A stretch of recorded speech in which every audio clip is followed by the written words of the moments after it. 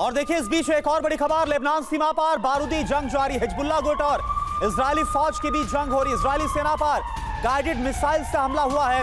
हमले में Israeli tank M113 तबाह हो गया। हिजबुल्लाह गुट ने जारी किया है हमले का वीडियो। तो आप देखिए, एक तरफ हमास के साथ युद्ध लड़ रहा है इजराइल और दूसरी तरफ अब हिजबुल्लाह भी जो लगातार हमलों का अंजाम दे रहा है। इसके बाद जवाबी कार्रवाई इजराइल की तरफ से हिजबुल्लाह के खिलाफ जो की जा रही है, वो तस्वीरें इस वक्त हम आपको दिखा रहे हैं।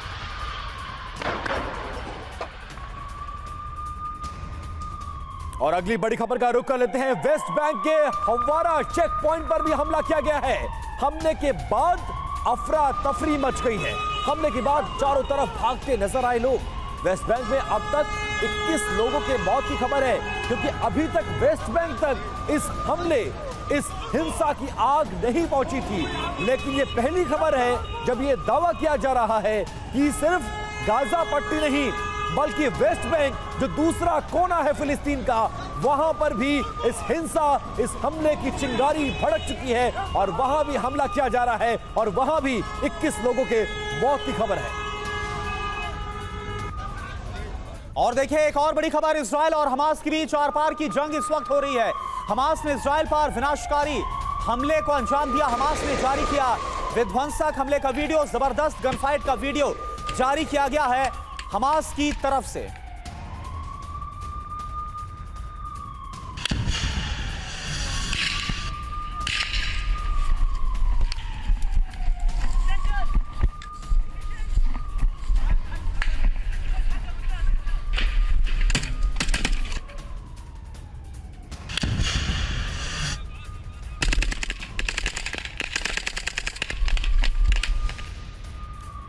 और अगली बड़ी खबर यह कि सिर्फ गाजा पट्टी नहीं, बल्कि उत्तरी हेब्रोन में भी इजराइल की सेना ने अटैक कर दिया है। बेत उमर शहर पर भीषण प्रहार किया गया है। सड़कों पर दिखे हैं सेना के वाहन और चुन चुन कर वो इलाकों को निशाना बनाया जा रहा है जहां पर गाजा पट्टी के लड़ाकों के छिपे होने का शक है, या फिर यह अंदेशा, यह आशंका कि यहां से इजराइल की धरती को लहूलुहान किया जा सकता है। देखिए कैसे सड़कों पर टैंक दौड़ते नजर आए। बेत उमर शहर पर यह भीषण प्रहार और सड़कों पर सेना के टैंक्स वाहन नजर आ रहे हैं। और ब्रिगेडियर शरदेंदु सर, सवाल देखिए आपसे, लगातार जो युद्ध है वो किस तरह से भीषण होता जा रहा है, ये एक बहुत बड़ी चिंता का विषय बना हुआ है। लेकिन इजराइल के लिए ये चिंता का विषय ये भी है कि एक तरफ देखिए लगातार जिसका हम जिक्र कर रहे हैं हमास है, दूसरी तरफ अब आप देखिए हिजबुल्लाह गुट हमला बोल रहा है, ईरान का समर्थन मिलता हुआ नजर आ रहा है। तो क्या इजराइल इन सब का सामना एक साथ कर पाएगा? देखिए, इस तरीके के जब ऑपरेशन प्लान होते हैं तो इसकी बड़ी डिटेल्ड प्लानिंग हुई है और ऐसा मेरा मानना और रिपोर्ट भी आ रही कि इसकी जो डिटेल्ड प्लानिंग थी लेबनान में हुई और इसको एक अमली जामा एक ऐसे दिन पहनाया गया जब कि इजरायली आर्मी जश्न में डूबी हुई थी। और ये देखिए, लड़ाई जो है हमास को आइडेंटिफाई करने की है, उनके मॉडस ऑपरेंडी को समझने की है, उनके कम्युनिकेशन सेंटर कहाँ है, कहाँ से वो ऑपरेट कर रहे हैं।